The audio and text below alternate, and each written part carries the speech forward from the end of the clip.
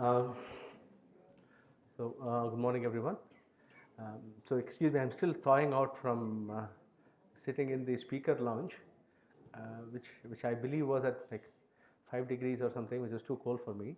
Um, um, so um, so I had a slightly different plan when originally I sent in that abstract, right? So, but then I kind of gathered we have a lot of undergrads who are eager to know more stuff. So I'm not going to talk only about the research papers. So I'll tell you what my original plan was. I was going to talk about some of the amazing stuff my PhD students have been doing with my collaborators. This was going to be a set of papers that we literally will be appearing in the next few months, right? So this is not old work, more recent stuff. But then I also thought I should give a little bit more background, even though you might have heard from people already. It's okay to repeat, So repetition is the essence of learning in some sense, right? So the more you repeat, the better you learn. So let's try and repeat some of the stuff that you already looked at, even over the last few days. Okay. So I'm going to talk about what not to do, and so the rough outline is I'll talk a lot on preliminaries, right? So talk a lot about setting the context and talking about different kinds of learning formalisms and things like that. And then I'll talk about one particular problem formulation, which we call offline safe imitation learning, right? And so I assume all of those terms you have some amount of familiarity with, but I'll make sure that we understand what we mean by imitation learning, what we mean by safe, what we mean by offline, etc. And then if time permits, right? Because I would love to have more time for questions and interactions and things like that. So that is one thing. So please feel free to stop and ask me questions on the lecture, right? And then if time permits, I'll talk about the third paper. At least very quickly talk about that, because it's a different setting. So I'll have to have a whole bunch of different background and other things that we need to get into. So we'll see. Okay. So quickly, like I said, these are three latest papers. So the first two are work that I did, which is basically Rituraj's work. Ritu is a PhD student of mine with Professor Nirav Bhatt. So the first two papers are with them, and this is the one I will talk about largely.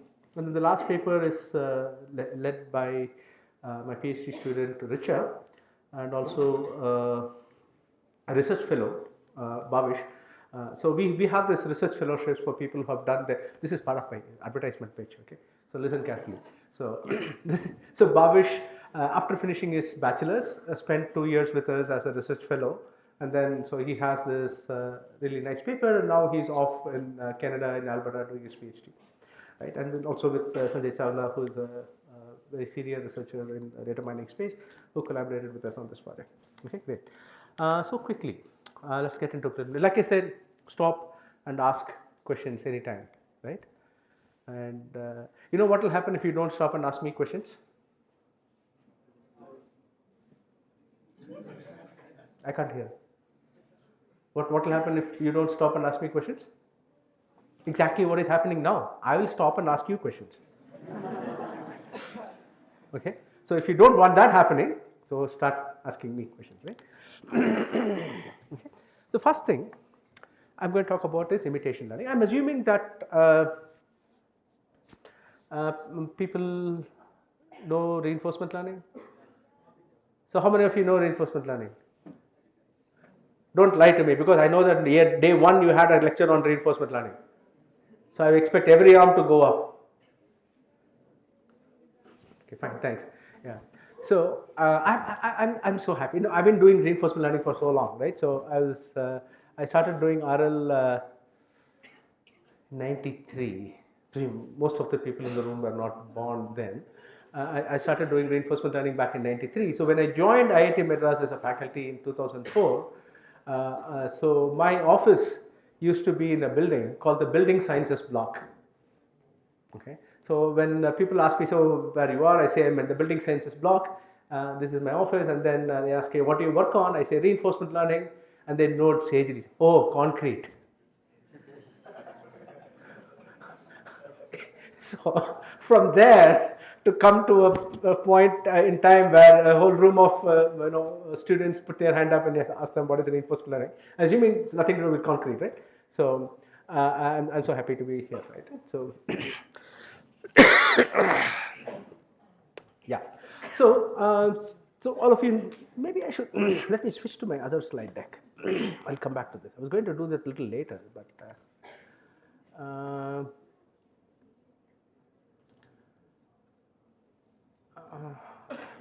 let's stick with the original plan. Okay. So all of you know that one of the crucial things in reinforcement learning is a reward function, right? So what does the reward function tell you?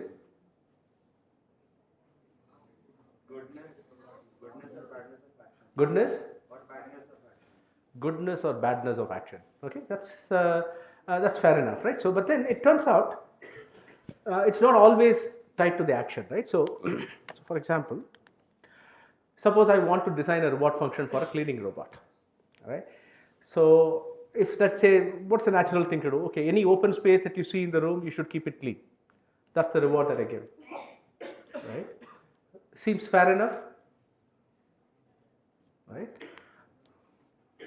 But the robot might then learn to hide the garbage under the rug. I mean, any parent who has had a teenage kid at home and trying to clean their room knows this is exactly what will happen, right? So you give them a reward for opening the door, looking in the room and it's clean, and then the garbage or whatever is hidden under the bed or in the cupboard or something, right? So it may learn to do that. The robot might learn to do that also. So technically this satisfies the reward function, but not quite the behavior that we want, right? So the goal of designing a good reward function is to ensure that you make the learning agent, right? Whether it's a robot or whether it is a software agent or whatever, you make the learning system follow a certain behavior that you want, right? Or at least learn the correct behavior that you want that will either achieve a certain goal or achieve it in a specific manner and so on and so forth, right? So it turns out that it's not a trivial task, even as humans, right? So we always iterate in terms of what is it that we want to do, what kind of goals that we want to set ourselves, and so on and so forth, right? And so it's not always this case. Another challenge in designing these reward functions is that, typically the most natural rewards, right? That the most natural rewards that you will end up designing, right, will be very sparse. Thank you. So now my lecture might go a little faster, right? So then the reward functions that you design, right, the natural reward function design will be very sparse. So for example, I want to design a reward. I mean, I want to train an agent to say to travel from here to the airport, right? What's the natural reward function? Give it a +1 on reaching the airport, right? So I'm picking the airport example because I've been told how long it's going to take me to get to the airport from here because of the traffic. So if I say that I'll give you a reward of +1 on reaching the airport, that's going to be a very sparse reward. It's going to take a long time before I get that reward of +1. It's going to make it very hard for the agent to learn, right? Then I will have to start thinking about, okay, what are the ways of densifying this reward function so that the agent knows what to do and learns more rapidly and so on and so forth, right? So again, it's not a trivial problem. So the first thing I was telling you was rewards might not always directly communicate the desired behavior, right? It's always a challenge. In fact, there have been some amazing behaviors that we have seen come out, right? Usually, I mean, has anyone here seen my RL video lectures on NPTEL? Okay, 1, okay, 2, okay, so 1, okay, 3. That I knew.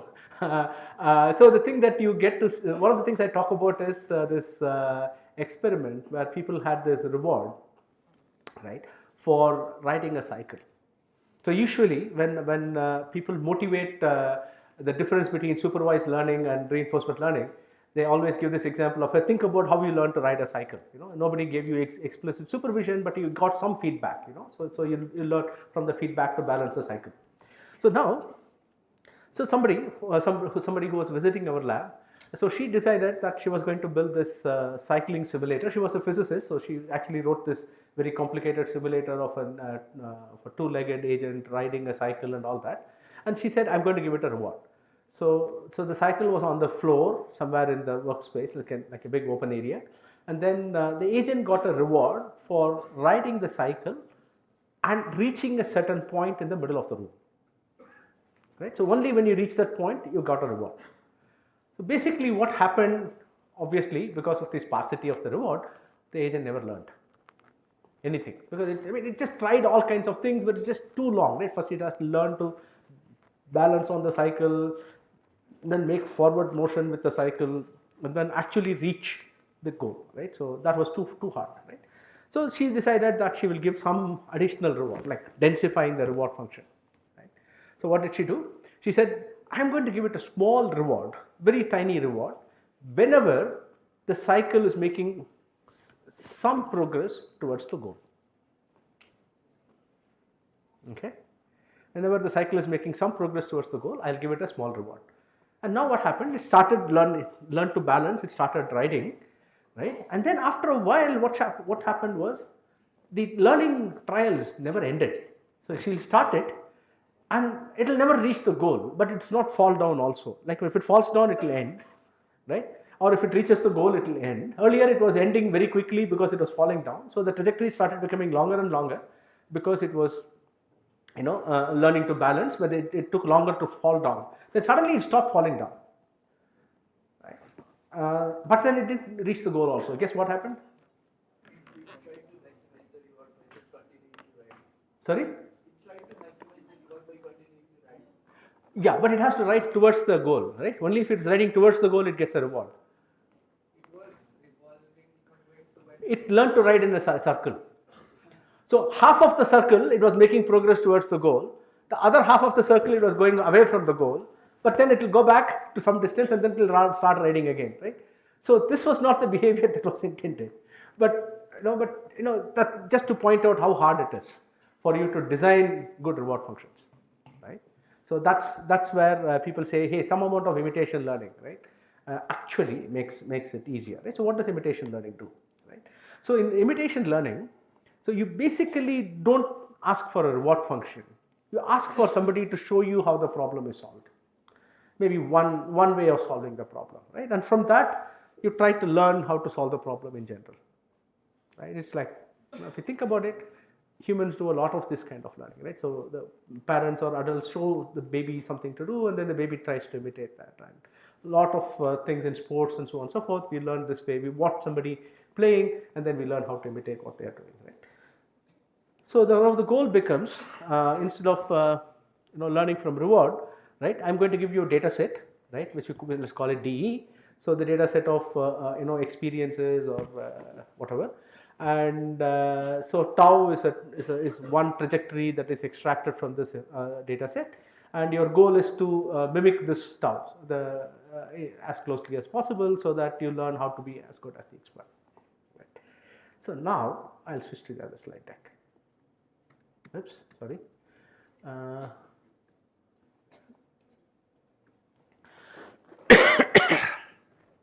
So so the other slide deck, the one I was talking to you from so far, is like fresh, right? Literally, right? So I made the slide deck. This is only the second time ever I'm using those slides and so on and so forth.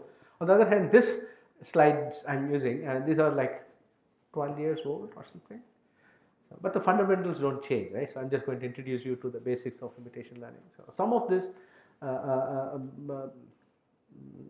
I will come to it, right?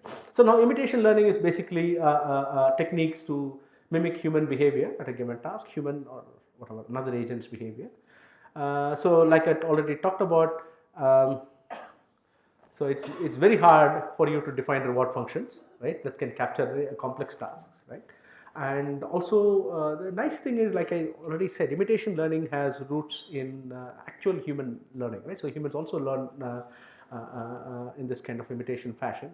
So in fact, reinforcement learning also has its roots in animal learning, right? In fact, the way I got into reinforcement learning was by reading the original neuroscience papers that showed that how the dopamine signal in the brain varies when you learn or when a monkey learns. People didn't stick electrodes into humans back then.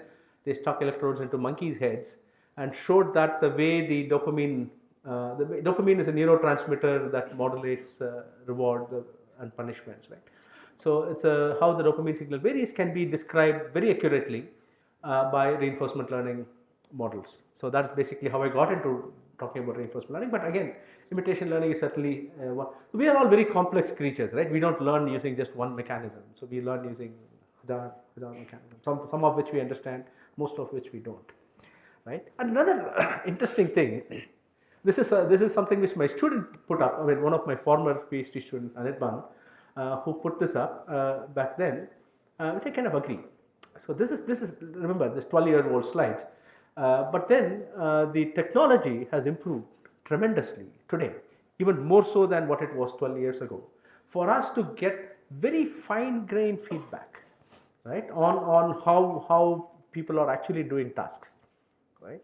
So instead of at a very gross level input, so we are actually able to track people more closely, figure out how they are doing stuff, even physically in the physical world. But we also have a lot of tracking that happens in the digital world, so that you can look at human behavior more closely, and therefore we can have better targets for these agents to look at. Right.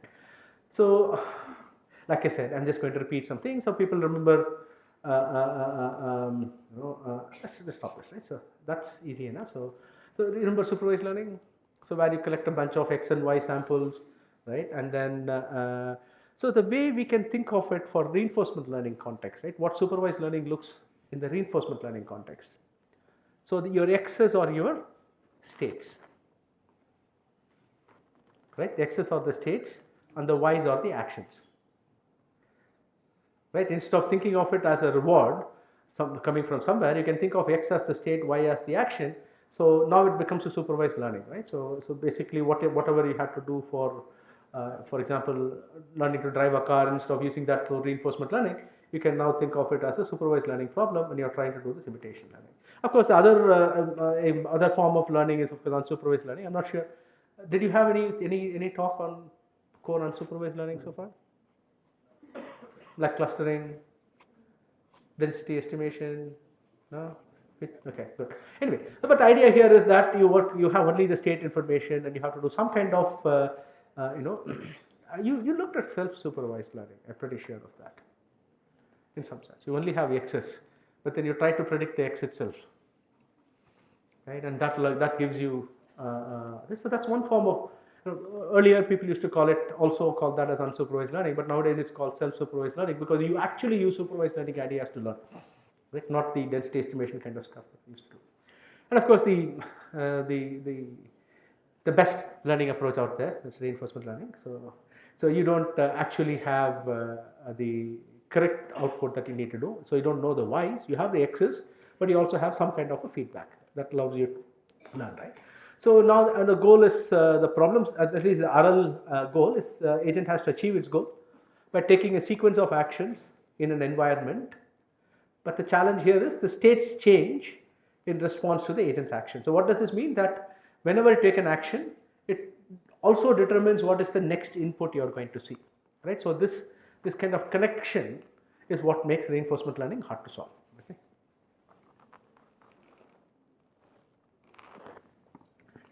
Okay. It's cold enough. If I leave it for some more time, it will.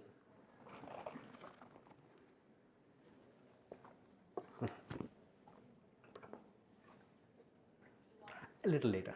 Thanks. Sorry.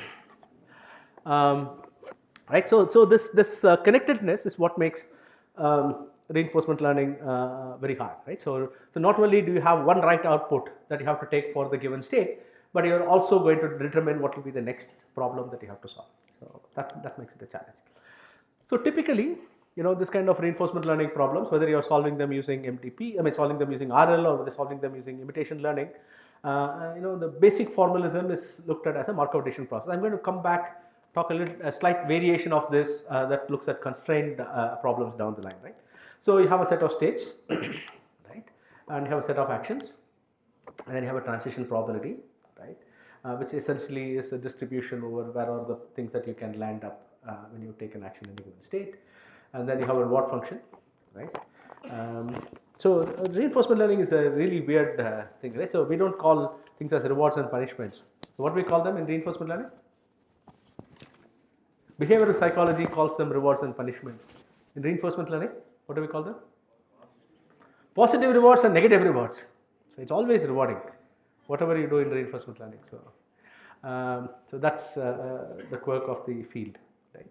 And then so we sometimes talk about having initial state distribution, and of course we always talk about a discount factor, right? And of course we call this a Markov process because we assume that history of everything that has happened so far is somehow captured by the current state and the current action. So we don't have to worry about what happened in the past. So that's the MDP setting, right? And of course we have what's called a policy pie. Right? We'll use some of these terminology as we go along, right? Just setting the context here. Right? Policy pie is a mapping from states to action. So in this case, it's a policy that predicts a single action for a given state. You could also define policies that actually that specifies a distribution over what action you should take in that state. Right?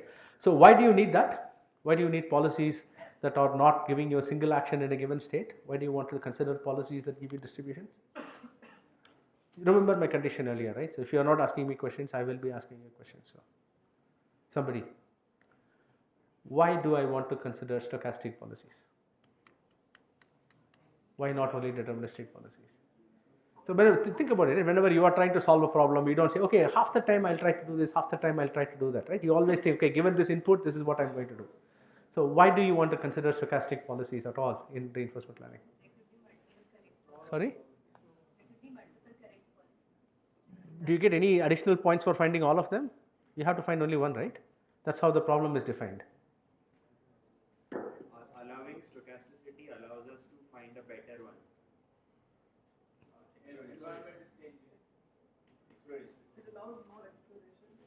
Exploration, right? Whether you are learning a deterministic policy or not, right? But while you are learning, you have to explore, right? So without exploration, you are going to get stuck in locally optimal policies, right? Or even bad policies. Forget about locally optimal policies. You might get stuck in bad policies just because you have not gathered enough information about what can happen in the world, right? Remember, the MDP is not given to you a priori. So you really have to do some exploration to figure out which are good actions, which are bad actions. So you need that, right? I mean, somebody said, figure out something better, right? Yeah, that's true. But it's not just a question of trying to do better than what you can do. If you are not exploring, you will not make progress in reinforcement learning. So you have to learn, you have to explore. Therefore, you need to consider stochastic policy. But for the time being, we'll assume that the agent has a deterministic policy on which you add noise to achieve the exploration, which essentially means that it's a stochastic policy, kind of sleight of hand, right?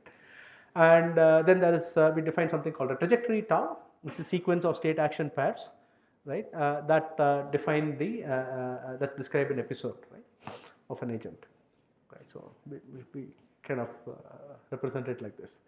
I'm not even able to turn around and look at the screen there. No, I like these collar mics which allow me to walk around on the stage. I mean, I talk better if I pace. No, the mic is not the issue. I think the camera is the issue. I'm supposed to show my face on the camera all the time. So that's the challenge. That's why I'm not allowed to move from here. Anyway, so there are multiple approaches to solving the imitation learning problem. So what we will do is just talk about this one setting, right? So where we don't have access to an expert, right? But we have a data set, right? A lot of trajectories that an supposedly expert has generated, right? And then we go ahead and try to see how we can learn from this data set. So that's basically what we will talk about today, right? So the problem set is this. So you have a set of trajectories that has been given to you by an expert, right? And we all know what a trajectory is, and the goal is to find a policy pi hat star that achieves expert-like performance, right? And you can we have a lot of leeway in playing around with what is expert like means, right? So when you try to mathematically specify that, you can put in all kinds of constraints, all kinds of regularizers, and so on and so forth. And in fact, this set of introductory slides on imitation learning were for talking about a very different set of papers than what I'm going to talk about today, that also worried about safety, and we had a different definition for what safety means in the context, right? But today we'll be talking about different.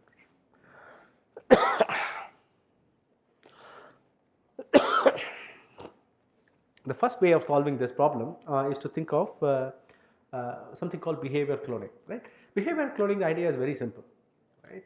Remember, we talked about how you can think of the reinforcement learning problem as a supervised learning problem, where the X is the state and the Y is the action, and you just learn a classifier. So you have as many labels as there are actions, right? And each state has to get one label.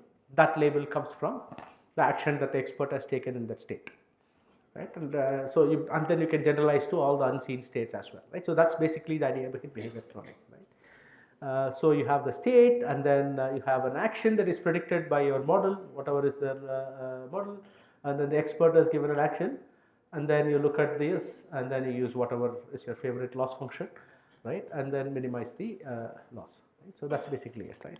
So the advantage of behavior cloning is that it's very simple, right? And provided you have a lot of data, and the dependence, right? The sequential dependence on the action that you take, right, is not that strong, right? Then you get good solutions, reasonable solutions, reasonably close to the expert, right? But the problem is, of course, it needs a lot of data.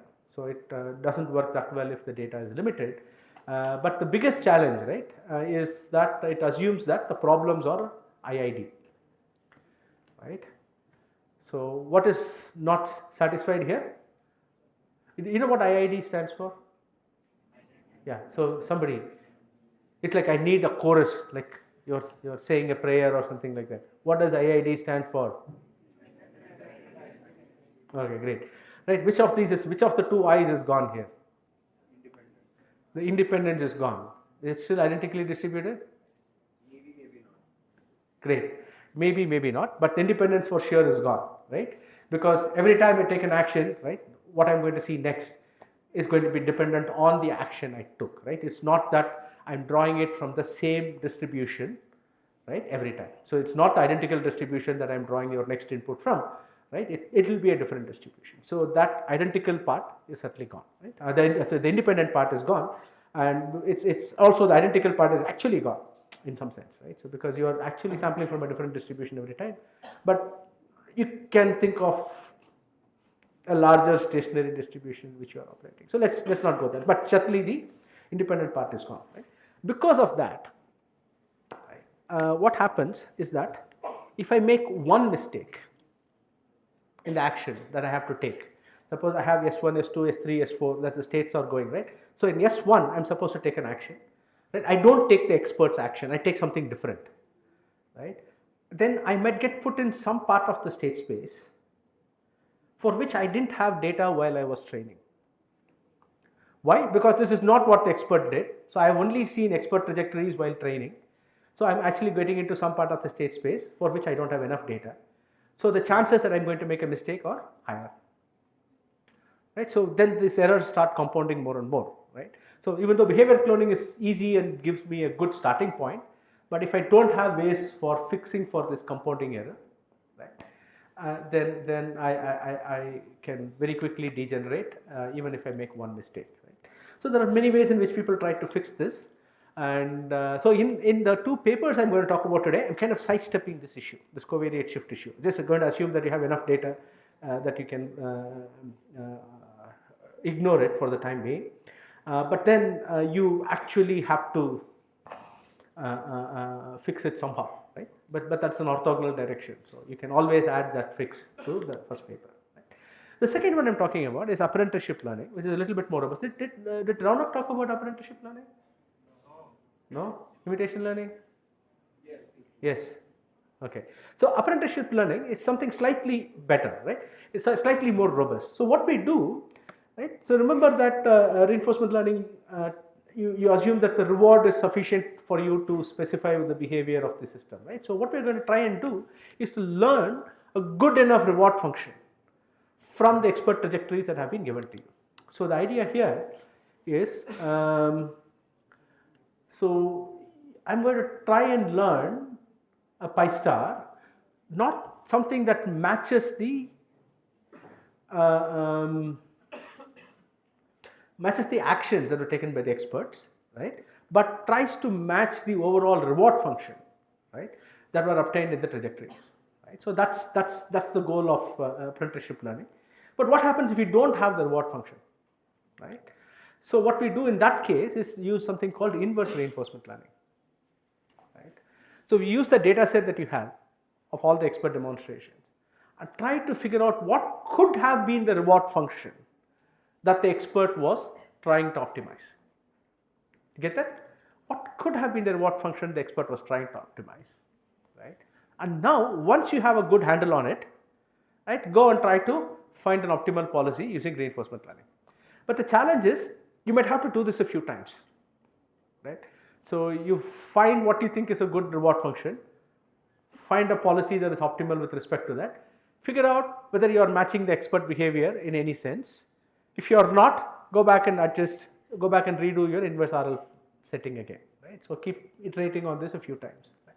So that means that reinforcement learning is an inner step, right? It's a step in the loop for you to solve the problem. So now it's going to become very hard. We know that RL is slow sometimes. Now this is going to become even harder, right? So you're actually having to do this multiple times, right? So sometimes, okay, yeah, here's the thing, right? So the biggest advantage is that it's actually looking at the reward function. It's not just trying to blindly copy what the expert is doing, and therefore compounding errors is not usually a problem, right? So that's one of the biggest advantages. But the drawback is that it is computationally expensive, right? So it's very hard to scale this to very large environments. Remember, these slides were made 12 years ago, so now people have ways of scaling this, but still stability is an issue. And then the biggest, oh man, this is surely black and white. I just was complaining that I was getting rid of the color. So the first phrase here is in red. How many of you see it in red? Really?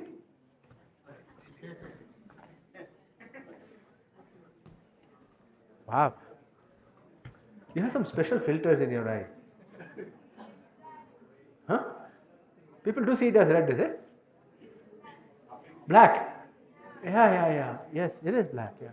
Anyway, fine, let's not do that. So the agent, the biggest drawback here though, is that agent needs to act in the environment, right, during learning. Right? So that's one of the biggest challenges in core apprenticeship learning. Right? So we can always get around that. There are a lot of ways in which people have actually come around to improving that.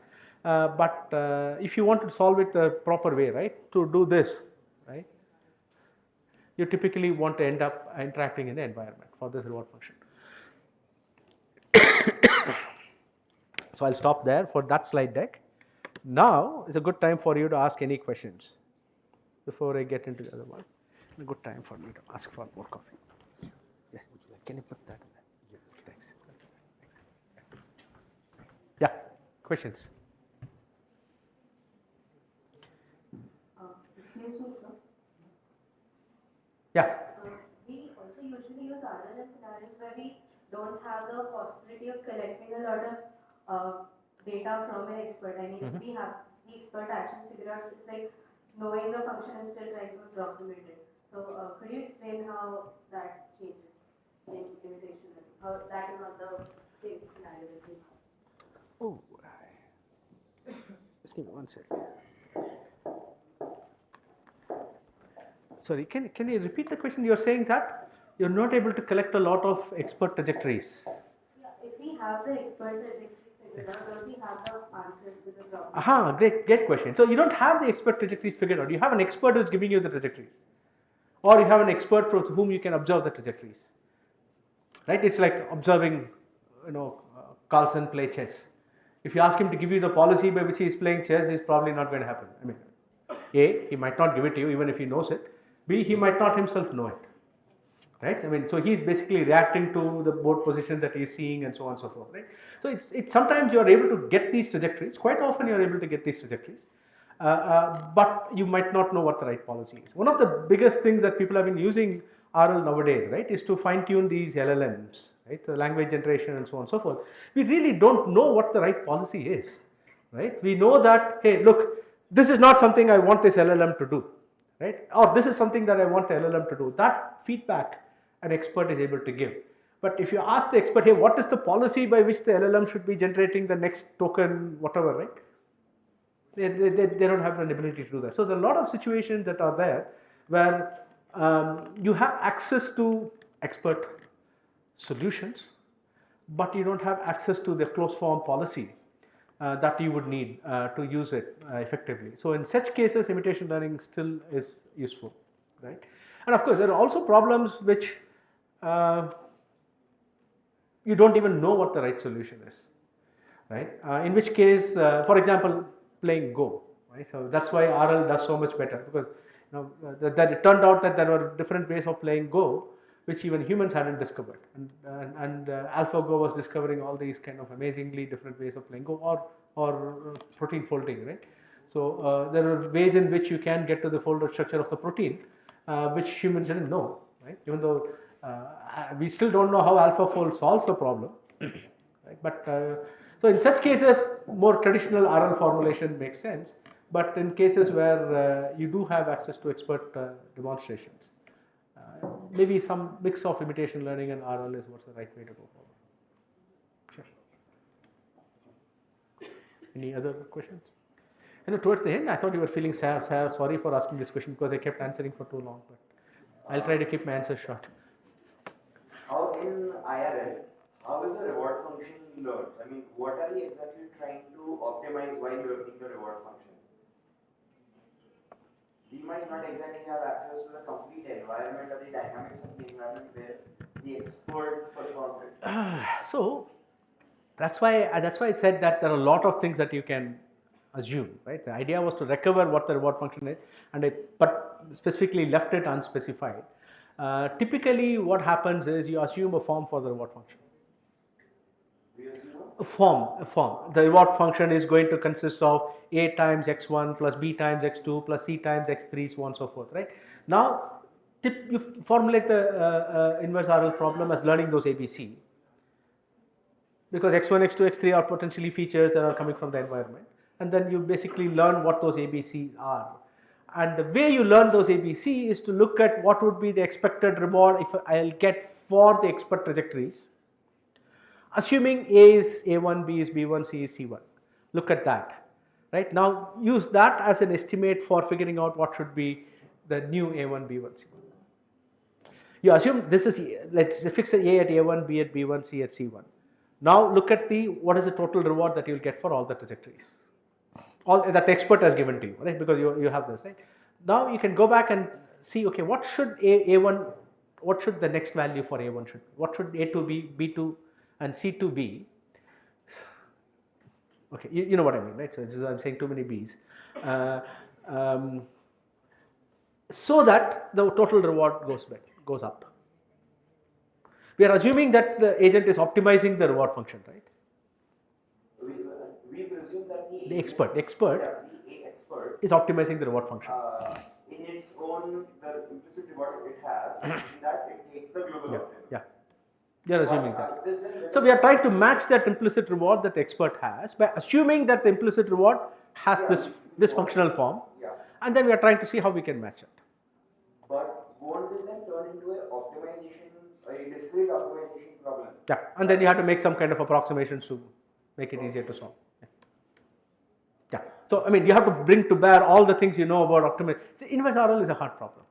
The reason it's hard is that, as all of us know, right, the optimal policy corresponding to a specific reward function in MDP is unique. But there are several reward functions for which you will get the same optimal policy. So when you're doing the forward problem, where given the reward you're trying to find the optimal policy, you're solving a well-defined problem. When you're solving the inverse problem, where given the optimal policy, you're trying to find what could have been the reward function that generated the optimal policy, you're solving a very, very ill-conditioned problem. That's why inverse RL is so hard to solve. That's why people fall back on behavior cloning when they have enough data to do this. Right? So, yeah. Cool. Yep. Just one thing, like you were discussing that we are essentially using the experts' trajectories to find the policy. So in a way, are we building the model's capabilities to the level at which the expert would do the problem, or are we allowing it to be better? Like, for example, with AlphaGo, you said that it could play in ways that humans had not discovered. So is that still possible with imitation learning? With pure imitation learning, no. But you can actually have hybrid models. It's actually telling you that for many cases the best way forward would be some kind of a hybrid model where you use some amount of imitation learning to seed the policy, and then you use some exploration to improve on the seeded policy, and so on and so forth. The advantage of using this imitation learning, right, is that in really complex domains, doing a pure RL solution, right, just might not work because of the sheer scale of exploration that you have to do. And so having imitation learning at least lets you solve the problem, which you couldn't have been if you had just relied on reinforcement learning. So it essentially helps us to constrain the domain in a region where we can explore Yeah. it without. Yeah, and that necessarily constrains the optimality, the quote-unquote optimality of the solution that you'll find, but it's a trade-off. Now it's tractable versus absolutely optimal.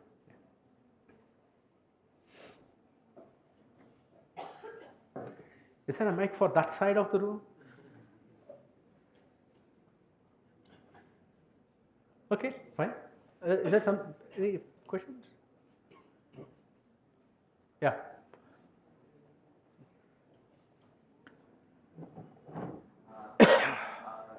Sir, so the thing is that as you was explaining that RL methods are very hardly applicable in real life situations. Mostly they have been applied to games, video games. I didn't say that. But still enough in real life problems for real world high visual. I said defining rewards is hard. I didn't say using RL is hard. I mean, sure, go on. Yeah. But still, different. most of the problems like I told RL wasn't used, though it was like somewhat applicable there. So main reason to that is the sample inefficiency RL algorithms have, which make them less applicable. So do you see any improvements in that direction so that RL is more applicable in a wider setting of AI? So I think reinforcement learning is already being used in a variety of settings, particularly because they were able to combine it effectively with offline RL. Right, so offline, which is essentially looking at data and trying to learn from that. The difference between offline RL and imitation learning is that imitation learning assumes that all the data available to you is coming from an expert. Right, offline RL doesn't. Offline RL just assumes that you have a lot of data, a lot of interaction data with the environment. And so what does offline RL give you? It gives you a surrogate for the model. Right? So how many of you are folks familiar with DQN? Two people.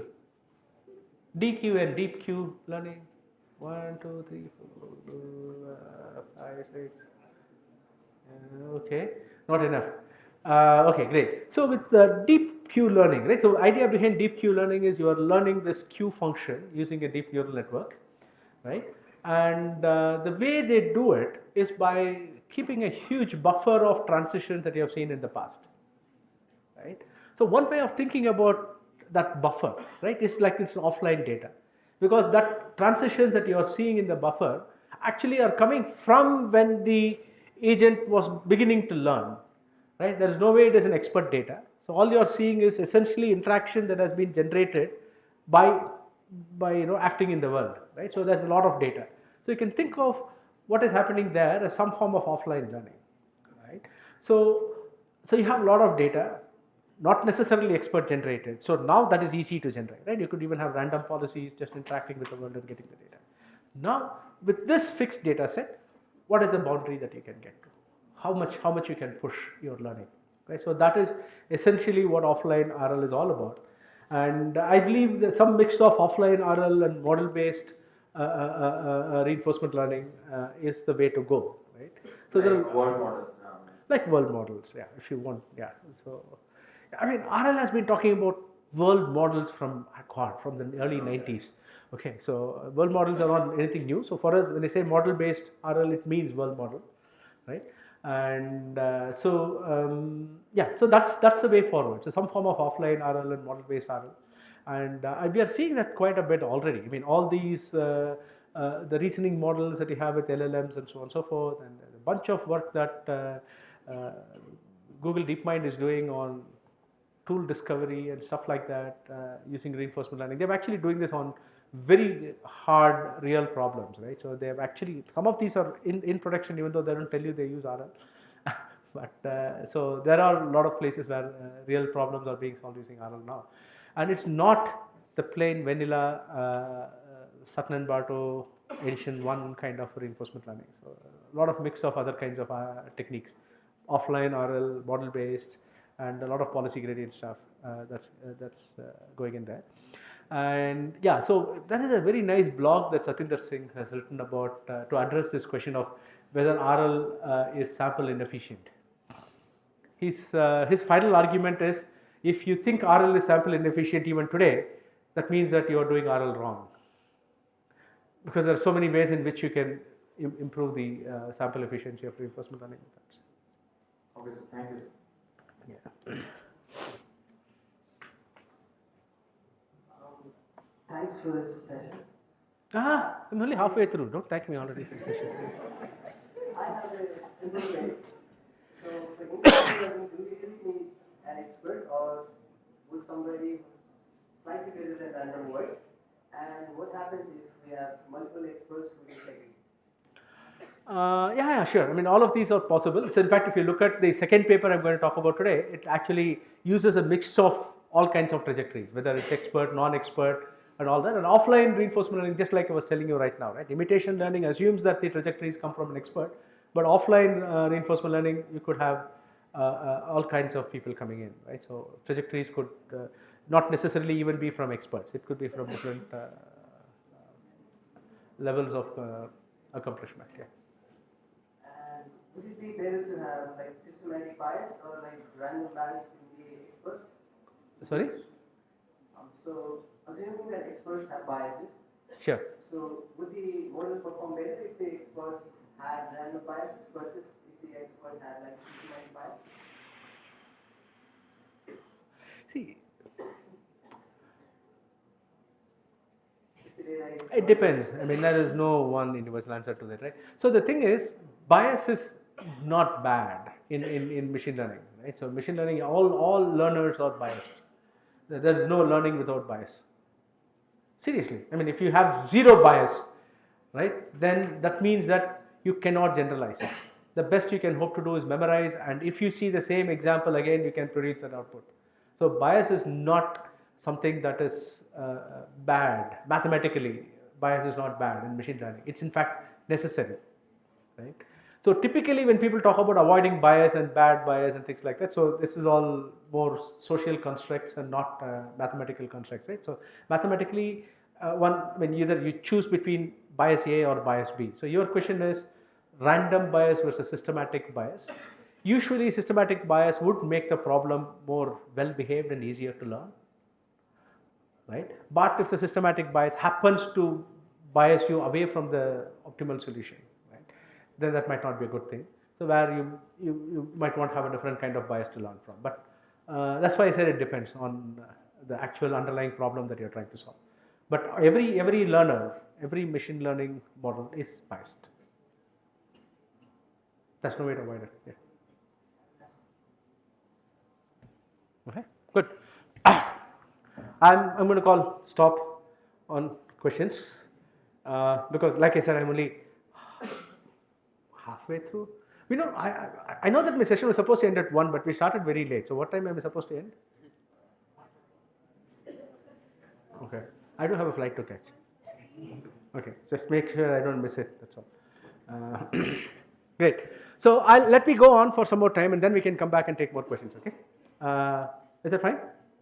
Perfect. But thank you guys. It is all good. So what we are going to look at for the first part of the talk at least is just to look at a simple behavior cloning idea. We already looked at behavior cloning, and so I'm going to slightly introduce different notations for it. So I want to find a pi, right, that minimizes this overall loss function, right.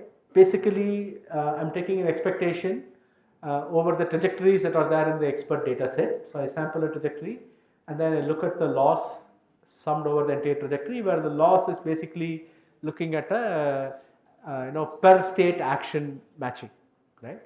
So if it is a continuous, it's a real valued action, I can just take a squared error, or if these are discrete actions, I can just take in a 0, 1 loss and do that, and that's basically my loss function. I'm going to find a policy pi that minimizes this loss function, and I'm going to also assume that my pi comes from some functional form that can be represented as a neural network, so that I have a policy network that gives me my pi. Okay. So the next thing I want to introduce is this notion of safety. Right. So we keep talking about safe learning, right? So I'm going to look at what is called as a constrained reinforcement learning to introduce this notion of safety. We have a constrained MDP where you have the states and actions as before, and then they have a transition probabilities as before, and then the reward as before, the initial state distribution, gamma, etc. But then there is this additional factor that we are adding, which is the set of constraints, right? So the set of constraints are modeled by a cost function Ci and a limit Bi. Like you can call this as a budget. Okay, so the cost function C takes every state action pair and maps it to some positive cost, and B is again upper bound or lower bound, right? So basically, so what I want is I have a policy pi, right? An optimal policy pi star is defined as something that maximizes the expected reward. That this is like the value function, right? The discounted future reward, subject to the constraint that the overall cost that I accrue according to the cost function Ci is less than or equal to Bi. Like I said, Bi is the budget. So I am allowed to accrue so much cost while I am doing this, but then it can't exceed that budget B. Okay, and here the formulation assumes that there are multiple cost functions. But typically, in real problems, there will be just one cost function, so there will be only one C and a B. But whatever we talk about generalizes to having multiple cost functions also, right? And of course, tau is, like I said earlier, is a trajectory of state action as pairs, right? And this Q pi Ci is just like the value function that you saw earlier, right? This, except that instead of reward, I have the cost function. It's a future, it's a discounted sum of the cost function. Okay. So does this setting make sense? So earlier in the normal MDP setup, this constraint wouldn't have been there.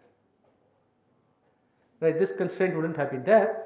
All you would have was to find the policy pi such that this expected reward is maximized, starting from all stages. Right? Now what we are talking about is not only should this reward be maximized, but subject to the constraint that you are not exceeding this budget B. Okay, that's basically the setting. Okay, it's clear? Okay. Now we move to bullet 2 in the content. So we talked about imitation learning, where deciding the reward function is hard, but we can also, same thing applies to the safety, the cost function, right? So we talked about the cost function here. So how do you decide what is C of st comma at? Just like deciding R of st comma at could potentially be hard, deciding C of st comma at can also be hard, right? So again, So here is some cases, right? So we can have a surgical robot where safe operation requires many complex interdependent constraints. So you wouldn't have just one C function, you'll have like multiple C functions, and then it's very hard for you to specify all these cost functions exhaustively in advance. But more closer to real everyday experience, right? The toxicity in chatbots. This is again something which I said. It's very hard for you to define a cost function overall, right? Covering the entire universe of things that you could say that is bad, right? But then you can always have people point out examples. Hey, look, oh, this interaction was bad. This interaction was unacceptable. That interaction was unacceptable. People can give you examples of how this interaction is bad. Right? This is typically happens, you know. So you actually you give this thumbs up, thumbs down, and a variety of things that when you are interacting with these chat GPT models and so on and so forth, right? So you actually are giving it reinforcement learning feedback. Right? And so the objective now is to train a safe okay. So I can assure you that safe offline in imitation or in a different color than black. Okay. How can we train a safe offline imitation policy? So imitation, we know, right? So reward function is unknown, but the desired behavior is known through demos, right? Offline, right? We cannot interact with the environment to collect more trajectories. Typically, it's either expensive or we don't have actually access to the environment. And but then we are given a large amount of high return demonstrations, right? High return demonstration, and we can learn high return behaviors if you are given that. However, safety still remains a challenge. So what is safe here? So basically, we want to get high return behaviors while avoiding unsafe or non-preferred behaviors, which again have been pointed out to us in a data set. Right. And in fact, it's not too far off, but because humans also learn safe behaviors like that, right? The children are told, no, you should not do that, right? You don't know what that is. You're not given a principle of what you should not do, but you're just said, oh, don't do that, right? And then kind of kids, you know how kids push the boundary, right? Yeah. So kids, if you have younger, very young brothers and sisters, you must have seen this, right? So the kids always like to challenge the boundaries. They want to know what is unacceptable, right? So that's a way of finding out the cost function. It's not they are not being brats. They are being very good reinforcement learning agents, yeah. Right? And so sometimes these non-preferred behaviors are collected naturally, right? Toxic chats that are reported by users, or traffic violations that are recorded, and so on and so forth. So these things can be done. Okay. Therefore, the assumption that we are going to make is that we have access to two different data sets. So one is a set of non-preferred trajectories. These are a set of high return trajectories. So that means the behavior is good in the return sense, but it also has a high cost trajectories. Right? So this is coming at a significant cost. Right? So I mean, it's just like Grok giving you a very good answer, but also throwing in a few swear words in between. So you don't want that, right? You want the high answer, you want the accurate answer, but without any unacceptable text in between. So that's the kind of thing, right? And then you also have what we call as union trajectories. Again, it's a large number of high return trajectories, but we don't know the cost. All we know is the cost is either very low or very high. Right? So we'll relax this assumption for the next paper, but just for the time being, just assume that we have high return trajectories or we have low return, high cost trajectories or low cost trajectories. All the trajectories have high returns. Okay, and sure. So now what we are going to do is pose this problem of learning the safety cost. Remember, we don't know the safety cost, right? So we are solving it by using some kind of behavior cloning. So we're solving the actual or the learning the good policy by doing behavior cloning, but at the same time we want to avoid this unsafe trajectory. So we need to know what the safety cost function is, right? And so we try to learn the safety cost function from the data that's given to you, and then we perform behavior cloning subject to the constraint of not cloning any high cost behavior. Make sense? So once I know what the cost function is, then I can say that, hey, go ahead and clone the trajectories that have been given to you, but just make sure you are avoiding all the ones with the high cost, right? Or weight it suitably. Things with low cost get high weight, high cost get low weight, right? That's basically what you're trying to do. So one thing which most of you probably have not come across is this notion of multiple instance learning, right? So how many of you have come across multiple instance learning? Anyone heard the term before? No? Okay. So it's an interesting supervised learning problem. So let's talk about multiple instance learning again, right?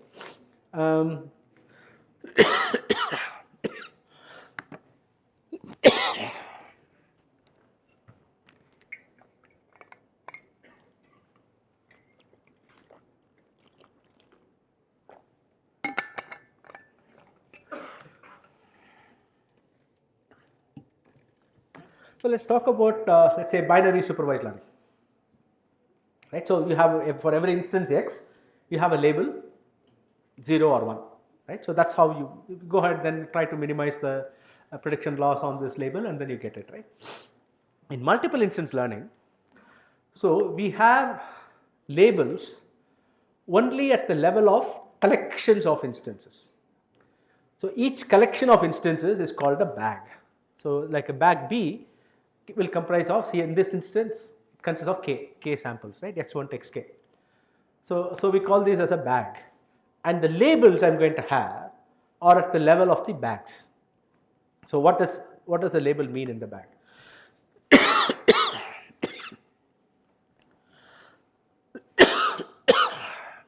Sorry, a bag B gets a label 0 if all the instances in the bag have a label of 0.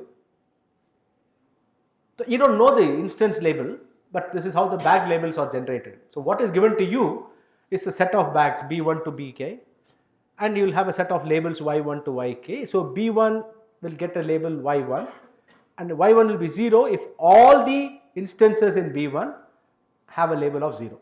If everything in B1 is negative, then the whole bag will have a negative label. Otherwise, the label will be 1. What does this mean?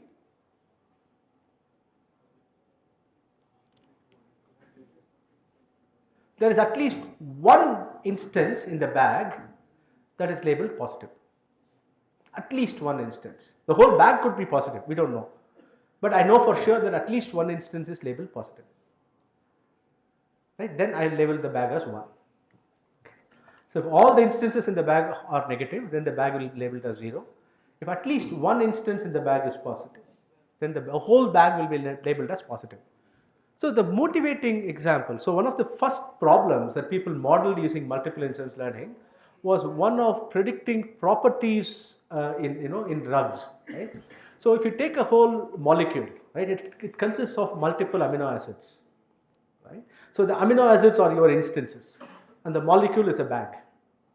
So if that molecule responds to another chemical, right, you know that at least one amino acid in that molecule is reactive to that chemical or reactive to that protein. So you know at least one amino acid is going to be reactive to that.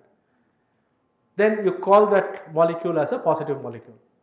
So individually I don't know which amino acid reacted, but I know the molecule as a whole reacted. That means that there should be at least one amino acid in that molecule, right, that reacts to this or organic, significantly complex organic compound we are talking about here. At least one of them reacted with this drug, so that we know. If none of them, if there is no interaction between the drug and this molecule, then we know that none of the amino acids in the molecule interact with this drug, therefore the entire molecule is labeled as a negative one. So that is where the thing comes from. So negative means everything in that is negative. Positive means at least one of them is positive, and in this particular motivating example, the cheaper way of generating label data was to build labels at the bag level. If I wanted to build labels at the amino acid level, I would have to do a lot more wet lab experiments to get that, right? But my goal eventually is to figure out which amino acid is the one that's reacting. So that means that I want to build a classifier that will, given an instance, given an x, not given a b, right? Given an x, I want to predict what will be the label for x. So that is the usual goal, right? And you can also relax that and say that no, I'm not interested in figuring out which x. Even if given a b, if I can tell that b will be 0 or 1, that's good enough, because if you're really interested in the molecule, you're not interested in amino acid. So I can the data comes to me in terms of labels on bags. I can either use that to learn a bag level classifier, or I can use that to learn a instance level classifier. So we can look at it in different ways, and so there are many ways in which we can do this, right? So one common approach is to learn some kind of a score for each bag B, right? And the score is typically takes this form. I'll explain at least one particular choice for this, right? So for every instance x, we have some function f theta that operates on x, and then all the instances in x, we do some kind of an aggregation. As you'll see later, the aggregation function can be sum, it can be max, it can be an average, it can be minimum, whatever it is. So you can have different ways of aggregating the f from each of the instances. And then finally, you have some other transformation, could be a sigmoid or whatever, right, that operates on the aggregated score, right. So and then finally you get the score for the bag B, right. And so g theta and f theta are typically some learnable functions, or it could be something that you prefix, right. So we'll see that in the next slide. Right? So let us say that I want to build a classifier that's going to give me a bag label, right, bag level classification, not instance level classification. So what I can do is, well, my g will go here, my g is gone, g is the identity function. F now becomes a binary classifier, right, that outputs a value in the range 0 to 1. So 1 means it's positive, 0 means it's negative, right, and my aggregate function now becomes the max function. So what does this mean? So remember, how will I assign label to a bag? If at least one instance is positive, I will assign it as a positive bag. Right, so now my f is an instance level classifier. I mean, we have to figure out how we will train the classifier at the instance level and all that. That's why it's f theta. So you basically figure out what the parameter theta are, but then you can then classify that, and then max. So if at least one of them is close to 1, then we are good, right? So that's basically it. And now I can learn a model, right, using this, right. Look at this core function, right, minimize theta, so that this core, this cross entropy loss at the bag level is minimized. Remember, I am given only this, right, I am not given that,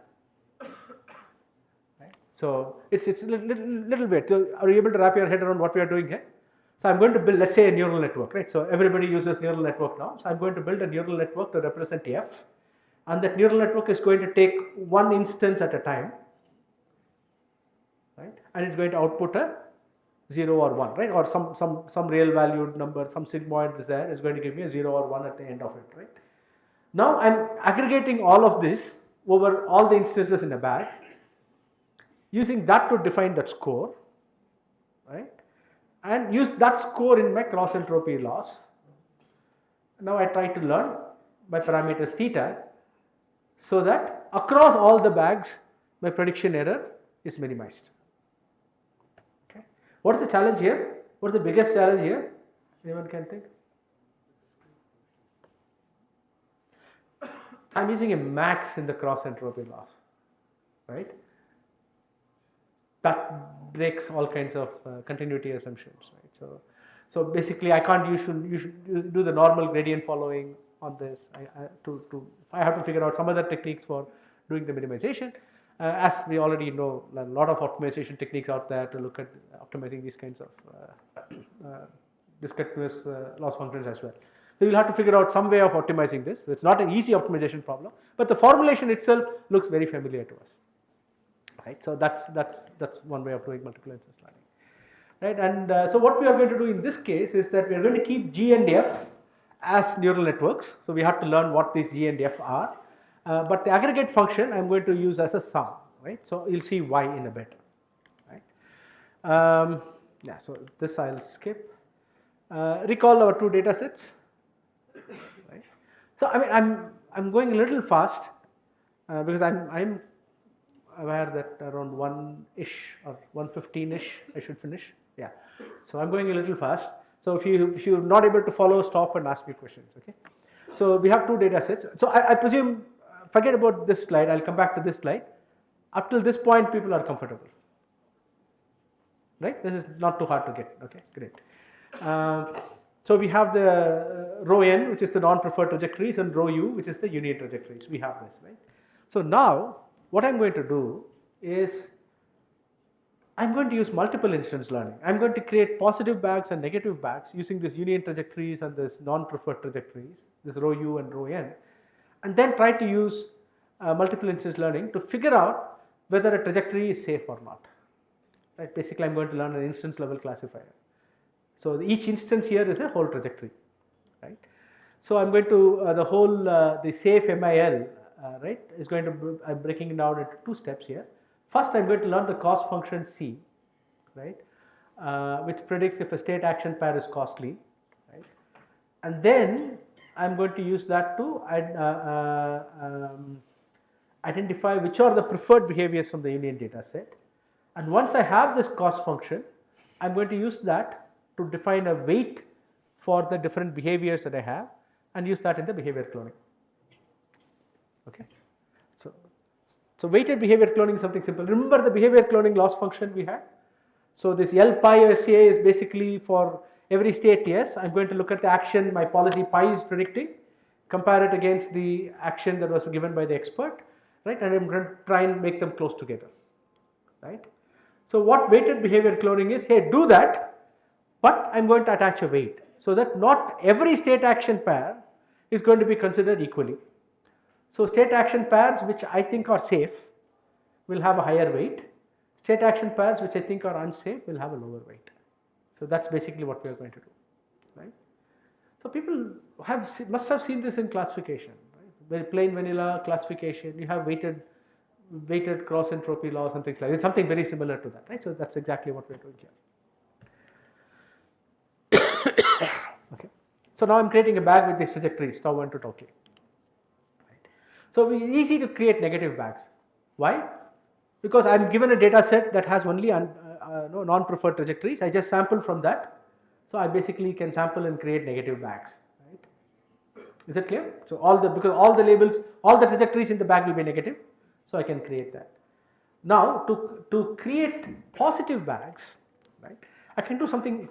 So by analogy, I should be able to sample trajectories from the union data set and create a positive bag. Now what saves us is that a positive bag, we need to guarantee that there is only at least one positive trajectory. Doesn't have to be majority or anything. It has to be at least one. That is what we want, right? So what we do is we kind of have a sleight of hand. So we basically make the positive bags very large. Okay? And because we know that there are both positive and negative trajectories, so the more samples we draw from the union bag, right, the probability that a very large set of samples will not have at least one positive trajectory is very low. Got what I said? So any large sample that you sample from a union bag with the high probability will be a positive bag, because the probability that you are not drawing even one positive sample across multiple draws is very low. Right, and we have some results in the paper that show that this probability is very low, and we also have some empirical results showing that this k doesn't have to be super large and all that. So a bunch of things. So now we have done this. Right? So we have so anything that I sample from the negative bags from the rho n will have a label 0, and any bag I sample from rho u will have a label 1. Okay. Now from this. Right. So remember, this is the form that we wanted to use. So basically, I'm going to do this, right? So I'm going to rewrite the score of the bag. So this guy, this summation internally, this summation is the f theta of x. So remember, my x is an instance, right? What is my instance here? In the problem that we are solving, what is one instance here? Somebody louder, please.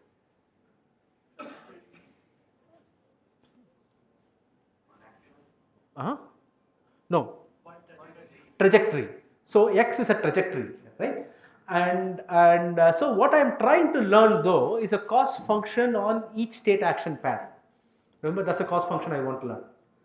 right? So the cost of the trajectory is what I should be looking at, right? My f should be a function of the whole trajectory, and the way I do that is by doing this discounted sum of costs. We already saw this, right, in the constrained MDP formulation. So we had, for a trajectory, we measured the cost by looking at the discounted sum of costs. So the overall trajectory's cost now is given by this sum. So this entire function, this entire inner summation is my f, and this summation is my aggregate function. So my g is actually a identity function. So my aggregate function is essentially the average. Right? So my aggregate function is essentially, or in this case, sure, yeah. So the aggregate is the sum, and then g is the average. It's a fixed function. You can look at it either way, right? So all I have to learn now is the c theta. Make sense? Okay, that's basically what I do. So how do I learn c theta? Okay. So this is the thing that I want you to appreciate, right? So it is not like somebody is always going to give you a very well defined optimization problem for you to solve. A lot of clever, ideas, tricks, and reformulations had to go in to make us solve this problem because the label information was so weak, right? So now, what is the only thing that you know? What you know is, at the end of the day, when I learn a cost function, I want the cost function to score positive trajectories as safer, or preferred trajectories, right? The preferred trajectories should be scored as safer than dispreferred trajectories or unsafe trajectories. Is that correct? So the cost function, remember, the lower the cost, the better. So the cost function should score safe trajectories lower than unsafe trajectories. Okay? What's my problem again? I have examples of unsafe trajectories, but I don't have examples that have been identified as safe trajectories yet. I only have the union bag, right? But then again, we kind of take recourse to the fact that we have a lot of samples. So if I'm going to take an average cost of all the bags, of all the negative trajectories, and I take the average cost of a mix of negative and positive trajectories. If the cost function is good, the second average should be lower than the first average. It's a weaker condition, much weaker condition, because the second average now has both positive and negative, right, safe and unsafe trajectories. But if I take the average of only unsafe trajectories and compare it against the average of safe and unsafe trajectories, so the second average should be lower than the first average. You get that? I mean, it's not very straightforward reasoning, but it's sound. Okay. So now basically that's what we are going to use for, right? So this is the score, like we already decided, and if I take any negative bag, right? Remember, negative bag consists of only unsafe trajectories. So the score of any negative bag should be greater than the score of any positive bag. That's basically what we are trying to do, right? And it turns out that you can minimize this objective function, which is kind of a version of the cross entropy thing, and this will give us one solution. I'm not saying it will give us the best solution. It will give us one solution for the cost, which more or less satisfies. And remember, there is no perfect answer to this problem because it's too hard, right? So we have to live with what we get. Okay. And then once you have learned the cost function, see, I used that to define a weight for every trajectory, and then use that weighted trajectory to do my behavior cloning, weighted behavior cloning, right? And so we ran a lot of experiments on variety of Joko domains and also point circle and like these kind of hard control tasks, which also have safety constraints. So you're not supposed to run faster than something, you're not supposed to hit some negative targets, and so on and so forth, right? So some of these are positive targets. The red ones are positive negative targets, and the green ones are positive. If you can make out the red and green on those, but anyway, it doesn't matter. So there are some negative things which you have to avoid. So the cost is determined by that. So, and basically here is what our experiment says. So looking at the return, right? This is basically how good the policy is in terms of the reward, right? And then, so we have a bunch of baselines that we run against, and safe MIL is ours. So you can say that about 85% of the return is preserved, right? But then if you look at the cost, right, there is nearly a 2.55 times reduction in the cost. So even though we lose a little bit in the performance, right, but we learn much safer policies than any of the baselines that are out there. Including, see, the challenge with this BC union, right, is basically doing behavior cloning on all the high value trajectories without worrying about cost. So obviously that's going to have a high cost, right? So 0 is acceptable and negative is actually better. We are doing better than what we thought earlier was safe. So it is like super good, right? So, okay, so that's the first paper. So I know there's a lot to unwrap in the paper, right? But if you go away understanding that multiple instance learning is one way of formulating actual real problems, right? And it's very flexible because of the way you break up the score function into 3 components, right? So you can actually you can learn, like you can look into the structure of a instance itself and you can learn functions on that, or you can learn instance level functions, you can learn back level functions. There are many real problems that are solved that way. So that's a good thing, even if you don't understand the full details of how we did the behavioral cloning part. Okay, questions? So the next paper will go very fast. We'll skip the third one and we'll stop at that. Okay. So remember, this is our safe RL problem, right? Very first constraint MDP slide. I had this, right? So you want to optimize for this, right? And subject to these constraints. Yes. So there are 2 quantities which are a problematic thing, right? So we have assumed that both the reward is unknown, and we also assumed that this cost function was unknown, right? And for the reward, we just did behavior cloning. So we didn't do reward optimization, we just did behavior cloning for finding the policy, right? And for the cost, we used some mechanism for estimating the cost function. Right? So basically, the second paper, which is offline safe imitation learning. So what we are trying to do is, hey, we'll say that however you estimate the cost function C, right? I'm going to then use some form of TD learning. Just like you learn Q function, right? You can also learn the cost QC by doing TD learning on the C function. Just like you can do that, and you can learn the QC, right? And you can use safe MIL or whatever to estimate the cost function. So instead of having C, you replace it with your C hat theta that you learned using safe MIL, and then you can learn this Q pi. Okay. Now the challenge is about R, right? Because we don't know R. We can't solve this optimization problem directly because we don't know R and we don't know Q.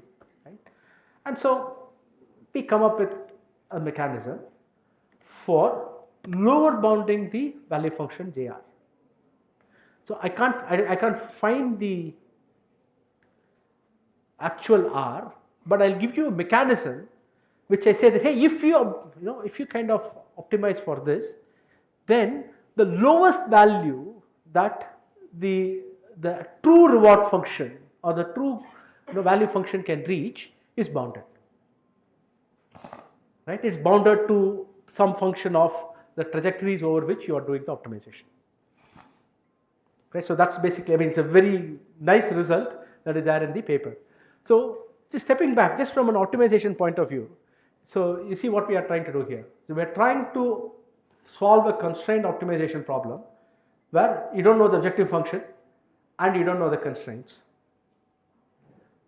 and you are given data from which you have to estimate the constraints and estimate the objective function also, both of which are not given to you. And then you try to solve the problem so that you get an acceptable policy at the end of it, right? It's a very very nice way of pushing this. 100% my students' work. I had nothing to do with it other than telling good boy, atta boy, and like reinforcement, true reinforcement learning. He did the whole thing. Basically what he shows in the paper is a very interesting result, is that, hey, all you need to do is some kind of a, moment matching or distribution matching to the probabilities with which actions are being selected by the experts. And how do you know this probability with which actions are being selected?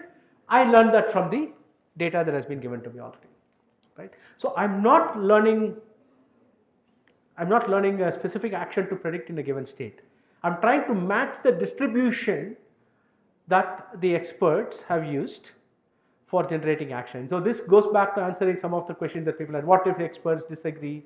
What if there are experts and non-experts in the mix, and so on and so forth, right? I'm not trying to predict a single action. I'm actually trying to match the distribution. Okay? So that's the cool stuff here. And what we show is that if you actually match this, right, then you ensure that this JR pi, right, will not be any lower than the lowest best trajectory that is there in your data set. Got it? The lowest good trajectory that is there in your data set. So, I mean, what I mean by a good trajectories are those that satisfy the cost function.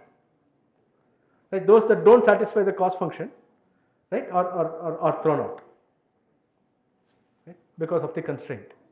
So, among those that satisfy the cost function, so you are guaranteed to learn a policy that is at least as good as the one that gives you the lowest return in the data. So that's you're learning the policy is at least as good as the weakest expert that you have, without knowing anything about the return. So that's basically what this guarantees. And again, yeah. So this we throw out, right? We have high return trajectories, and the cost can be anywhere. But the only constraint is all the trajectories have to be high return, right? So it can have high cost, low cost, medium cost, whatever be the cost, we don't care. And again, experiments, right? And you can see that even though we lose in terms of performance here, we get only to 0.8 thing, but in terms of safety, we are even better than earlier. So we actually have a 2.8 times improvement. We can't directly compare Safe MIL and this, because remember, Safe MIL can as well be a component of this. So we can't directly compare our earlier work with this, but this is certainly much better. So it's, again, I didn't go into the details. If you want, it's not that I have a whole lot of time left here. So if you can catch me during the time, I'm happy to give you more details. But then okay. Here's a good. It's nice to have the summary slide. So we talked about imitation learning when the expert is not paying attention to safe and unsafe behavior, right? And so the standard imitation learning like behavioral cloning or moment matching actually copies the expert, therefore will reproduce those unsafe behaviors as well, right? It will throw in an occasional swear word. So we discussed two approaches, right, which both improve the safety score significantly, right, over this. And then I'll skip the last one and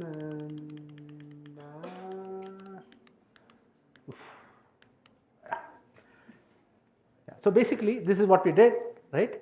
And this is one that we skipped, but this is a different question. So I'm already giving you an optimal policy, which may or may not be safe, which is actually unsafe.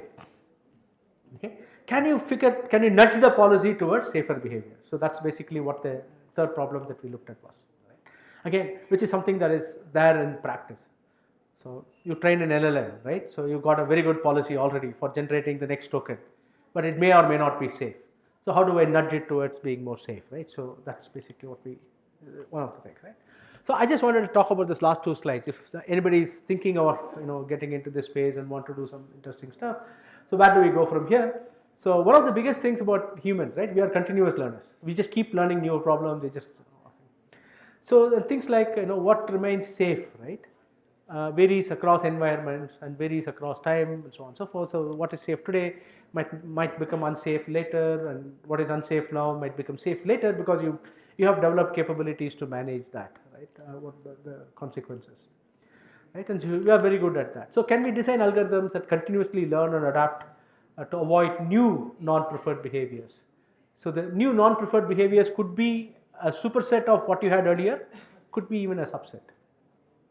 Right? So in which case you should be able to achieve better optimality, better rewards by doing this. The second one, which is something we are actually actively working on right now, is that we talked about getting expert demonstrations, right? But we need not always have access to an expert who is identical to the learner. Right? The example that is of children, right? children learning what is safe and unsafe by watching adults, watching their parents. A very different set of motor control behavior and things like that. Children have less balance and blah blah blah. They learn what is safe and unsafe and then kind of adapt it to whatever behaviors are there within them, right? So now the question is, hey, can we just watch videos, right, of other kinds of agents? It could be humans, right? It could be other robotic agents and things like that operating in the physical world, and can we infer safety, right? So this is sometimes one way to do this is to completely ignore the action the other person did and only look at the consequences of the action. So basically you're going to look at only the sequence of states. Your trajectory now becomes sequence of states. So it's called state only imitation learning, or SOIL, right? So it's a hard problem, because now so far we have been talking about matching distributions of actions and using actions as supervision and so on and so forth. Now in state only imitation learning, you don't have actions for you to imitate, right? So what do you do in that case? So what kind of things? So that's another interesting direction to look at. So we've been looking at that.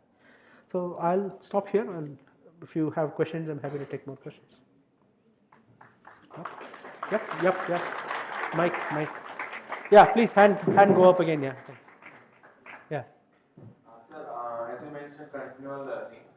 So continual learning has been a difficult problem for a very long time. And you mentioned that. So do you have any approach to achieve it? Or, I mean, yeah, sure. I mean, you can make a lot of assumptions about what kind of continual learning problem that you're trying to solve. I mean, starting from things like elastic weight consolidation, right? So even that is I don't know if you have you heard of elastic weight consolidation? Okay, so the idea behind EWC is to whenever you're trying to solve a new problem, right, you want to make sure that your existing weights, the neural network, don't move too far away from wherever you want. So you literally, it's like you attach a rubber band to the old weights and you stick it with the new weights. And as you try to move the weights too far away, the rubber band starts pulling you back. That's literally where the elastic comes from, right? That's a visualization you should have. So as you learn new tasks, you try to do this without disturbing the old weights. Right? Now this allows you to do continual learning to a certain extent, not always, but maybe one task to the second task to the third task. You can use some form of EWC to do this, and EWC actually goes back to the 80s. It's not back in the 80s they did not have, maybe early 90s, they did not have enough compute and other things to do this at scale, but now we do. So people do use some variations of that for doing continual learning. And the people also have various continual learning solutions where you talk about the tasks that you are solving, right, are not completely independent, but they have some kind of a relationship between one to the next, and therefore when you are sampling from this continuum of tasks, you can learn one and the next and so on and so forth. And so that is one way of doing continual learning. But some kind of a blanket thing like, oh, whatever you throw at it, learn and so on and so forth, we don't have a handle on it. I don't think we'll have one anytime soon. Thank you, sir. Another question is like you have designed your papers in offline setting. Yep. Why would that be necessary, or is it some other setting can also be possible to solve? I've been talking about this for half the talk. Yeah, sure. I mean, offline is good because we have a lot of trajectories that people are generating by interacting with these models. Even when you are running these models on inference only mode, like all this LLM kind of stuff, right? So you are generating a lot of interaction data. So data is available. Why not use it? Right? Of course, you can look at other kinds of things, right? So, like I said, we are only using behavior cloning in the first instance, and some kind of moment matching in the second instance. That can be done with any kind of data. And but the one thing that we have been trying very carefully in all this work is to make sure the online interaction is eliminated, because online interaction, especially when you are trying to learn safety, right, is a challenge. Because online, you might have to try something out that which you think is unsafe to verify whether it is unsafe or not. So then there are a whole bunch of other issues that we'll have to think about. But data is available, why not use it? That was the motivation for these studies.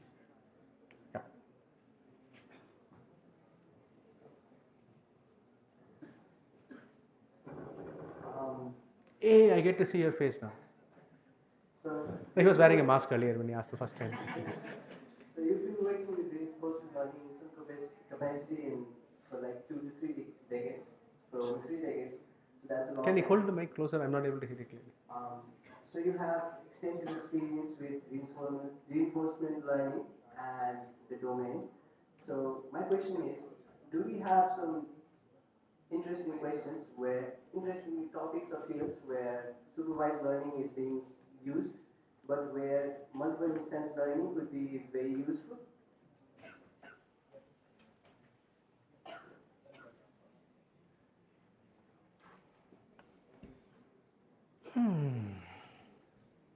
I haven't thought about that deeply. I mean, like I already said, there are problem instances which are natural for multiple instance learning. That the drug discovery problem was one, right? So, where I talked about getting labels at the instance level.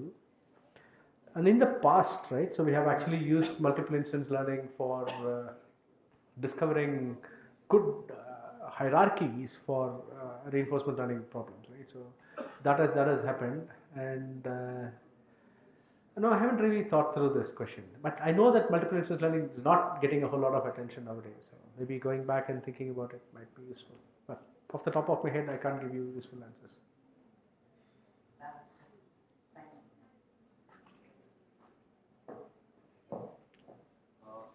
We are able to categorize while creating the data set.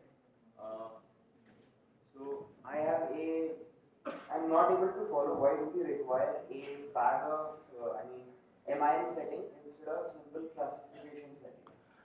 Or maybe- How do you do simple classification? So not exactly classification, I mean Yeah. the score-wise setting. So you said that we are able to understand while creating the data set. Okay, we formalize the problem that we are going to solve an MIN. No, see, while creating the data set, what we did, I mean, in fact, I had it on one of the slides, right? So the negative trajectories, there was a natural way in which you were getting negative trajectories. Somebody is labeling something as toxic, or somebody is saying, or you break the speed limit or something like that. So you know that, right? But then there are other instances where that label might not have happened at all. I'm not saying that the negative labeling or a dispreferred labeling is perfect. Okay. So sometimes these things are caught, but many times they are not caught. Do you give a thumbs down every time you don't like the output of an LLM? No. So I have a lot of, so when people give a thumbs down, I know for sure they didn't like it. But if they don't give a thumbs down or a thumbs up, I don't know whether they liked it or not. I mean, sometimes you just don't like it, but you don't want to give a feedback and you move on. So that is the kind of situation that we are modeling here, which is more realistic situation. Maybe we could have tried an architecture here where we. So in fact, we did multiple things depending on how noise free the labeling is in the data.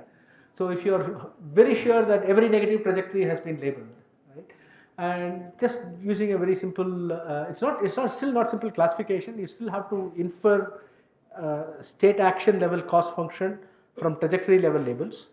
But you can do that. In fact, the results I showed for the second study did not use multiple instance learning. In fact, even because the data set was clean, so even if you use multiple instance learning, we were getting like a 0.03 improvement in performance, and multiple instance learning was expensive. So we said, okay, we'll not worry about the 0.03 improvement in performance. But if the data set is noisy, MIN will do much better. It's way more robust than.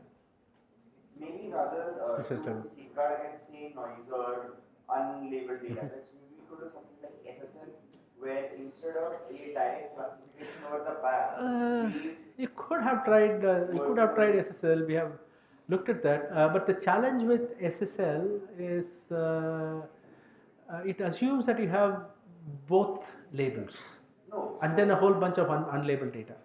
Here I have labels only from negative samples, right? The positive samples have not been labeled unless you go back and tell me, okay, I'm going to generate a few more labels that are positive. So instead of maybe then we can obviously create artificial data sets. I mean, yeah, that's a different solution at all. Right now we are looking at what is the natural way in which the data is being generated, and we are trying to model it, right? And then if you say no, we can actually go and gather data in a more focused fashion, of course, then there are a whole bunch of things that you can do. See, we have a data point, we have a trajectory X, and we can have a very Can I suggest something? Yes. Catch me over lunch. Sure. Yeah. Next. Thank you, sir, for the lectures. I have a short question. So, AL has apprenticeship learning as advantage over behavior learning because it infers to the intent, right? Intent of the expert to provide functions. Okay. So, does that mean that apprenticeship learning can technically output an agent that is better than the human expert? What can output? Sorry, the Uh, inverse RL, you mean?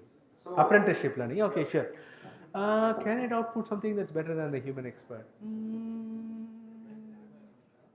Potentially, potentially. So I'll tell you how though, right?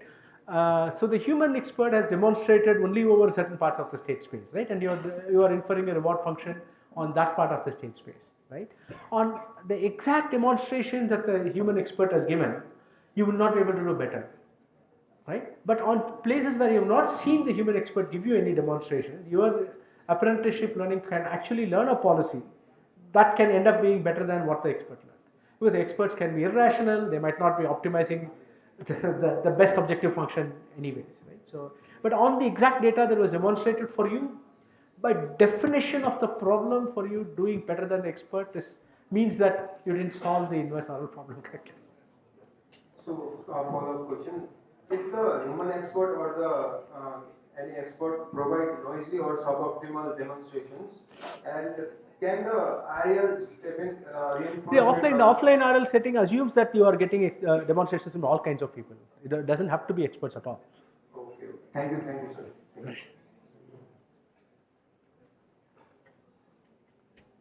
Should we take one final question? Yeah. There's somebody at the back.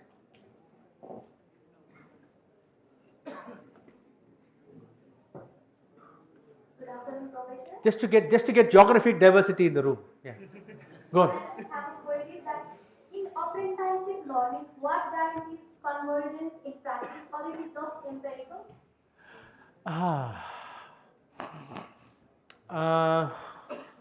Yeah, so quite often you might have to do some kind of an empirical stopping criterion.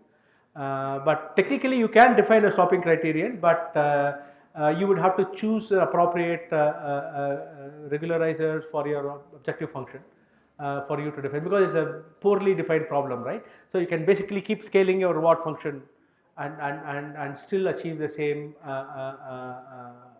optimal behavior. So there is no single solution that will satisfy this, and you have to have some. So people typically put some kind of a norm constraint on the reward function, or some kind of a clipping constraints on it to make it stop. And sometimes they just do empirical thing. If things haven't improved in two iterations or something, just stop and things like that. But yeah, giving hard guarantees would require you to make a lot of assumptions, a lot of constraining assumptions on the actual problem. So we can say that it is more empirical.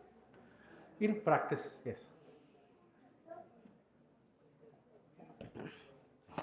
Okay. So, are we done? Thanks, guys.